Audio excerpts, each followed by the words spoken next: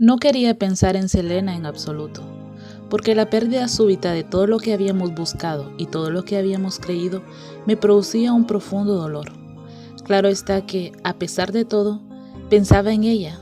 Cada día los recuerdos venían a mi mente sin evitarlos. Escuchaba una de las canciones de Selena en la radio o veía una historia sobre ella en la televisión y el dolor salía de nuevo a la superficie, tan agudo como una aguja clavada en la palma de la mano. Además, todos me seguían preguntando cosas acerca de ella. Querían saber por qué su padre se oponía tan rotundamente a nuestra relación, obligándonos a vernos en secreto, hasta que al fin, por desesperación, nos casamos a escondidas.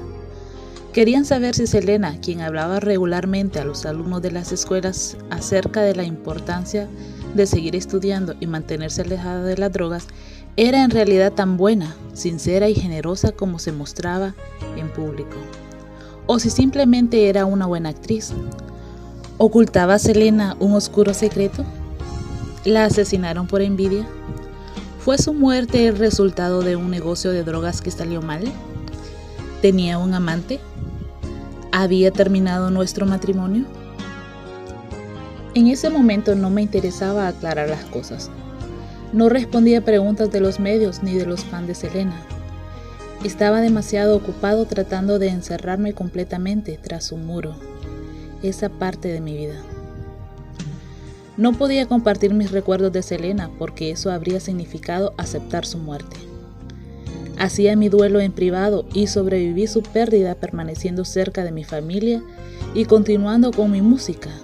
Inclusive, armé una banda y gané mi propio Grammy por un álbum de rock latino titulado Resurrection, con canciones que Selena me inspiró a componer después de su partida.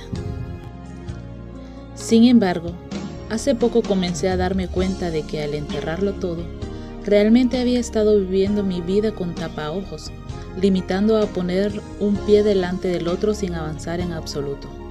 Comencé a preguntarme si tal vez debería recordarlo todo y si escribir un libro me ayudaría a aceptar por fin la pérdida de Selena.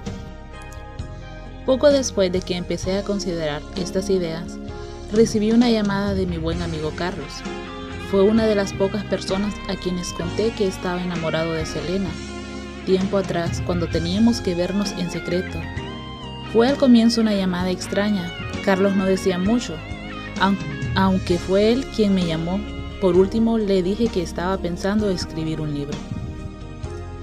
«Hombre, eso es muy extraño», dijo Carlos. «¿Por qué? ¿Qué pasa?», le pregunté. «Anoche soñé con Selena, por eso te estoy llamando.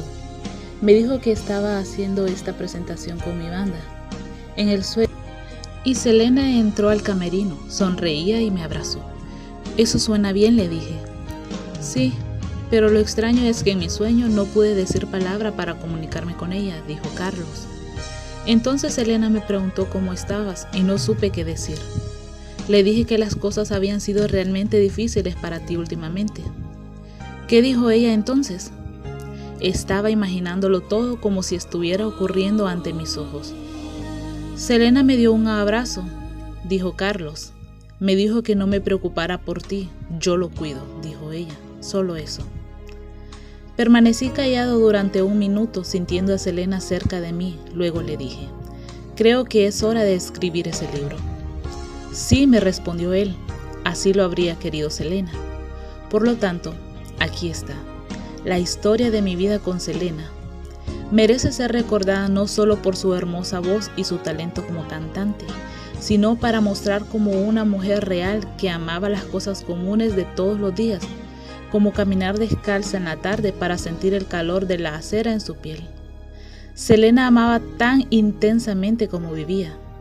Todos la queríamos por su forma de ser, su familia, sus amigos, sus seguidores y yo, su esposo, que me sentía el más afortunado de los hombres cada vez que Selena pronunciaba mi nombre. Este libro es para ella.